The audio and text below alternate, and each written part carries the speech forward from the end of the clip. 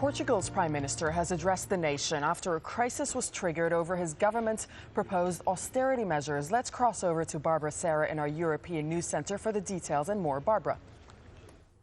Doreen, thank you. Yes, Pedro Passos Coelho spoke for about half an hour, directly tackling the decision by Portugal's highest court to reject the government's proposed austerity measures. Now, he said he didn't agree with the court's decision, but he does respect it, although he said the ruling would have consequences for the entire country. He also said it would jeopardize Portugal's position in the eurozone. The ruling deprives the government of about $1.8 billion of expected revenue. Nadim Baba reports. It was an unexpected setback for Portugal's government, but following Saturday's emergency cabinet meeting to discuss a ruling that some planned austerity measures were unlawful, the message was the country's international credibility would suffer. The government does not agree with the interpretation made by the Constitutional Court about some of the measures included in the 2013 state budget.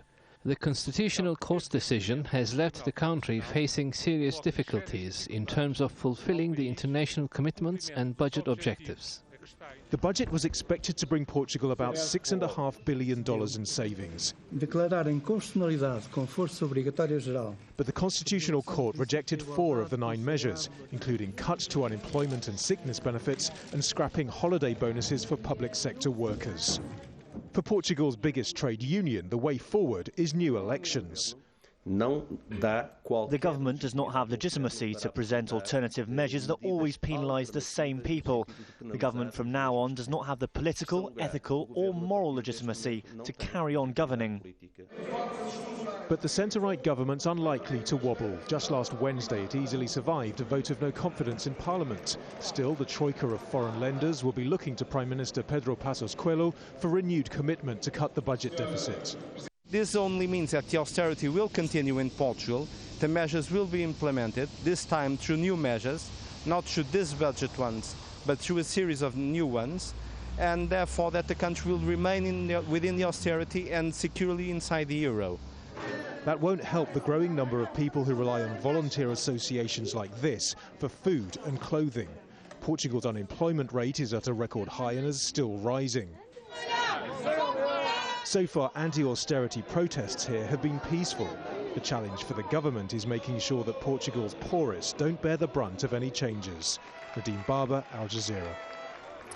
Well, for more on this issue, let's speak to Camilo Lourenço, a Portuguese economist, joining us now live from Lisbon. Sir, thank you for joining us.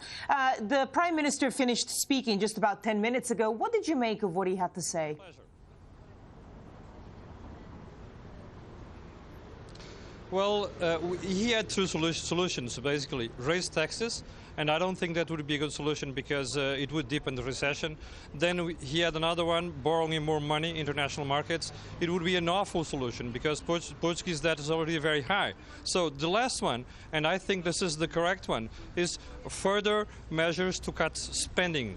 It means cutting in education, in health, and also in social security. So it looks like this is the favorite solution by the Portuguese government. But anyway, it's very risky because I don't think it's going to make up to the 1.3 billion euros this measure from the Constitutional Court ended up provoking in Portugal.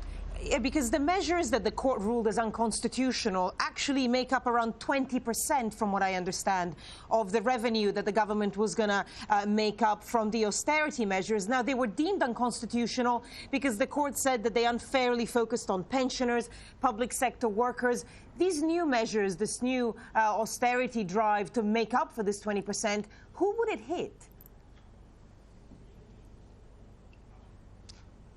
Well, the point is we have no solution. We have to cut public spending. And this is the key issue the Constitutional Court is not getting, and also the other political parties in Portugal.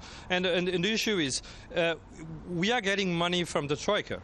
But the point is we have to do our part, and our part is cut spending. So if it doesn't work in this way, the government will have to find a solution to cut in other areas. And I do think they are identifying 3, like health, education and also social security, because we have to understand that the problem here is current expenditure, and this is the key issue. Either they find a way to do this, or otherwise Troika won't release the rest of the money they are supposed to give us. And on the other hand, we have to realize that if we don't do this, we'll have to leave the euro area. It's interesting because the Prime Minister said that this decision by the court jeopardizes Portugal's position in the eurozone. Do you agree with that? Do you think that the lenders that have lent Portugal, well, more than 6 billion euros, do you think they should be worried right now?